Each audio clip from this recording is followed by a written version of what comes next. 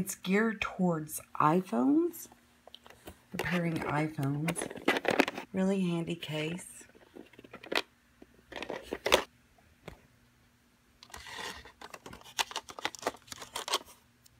You have different bits, and you don't have to just use it for iPhones. Of course, you can use it for anything.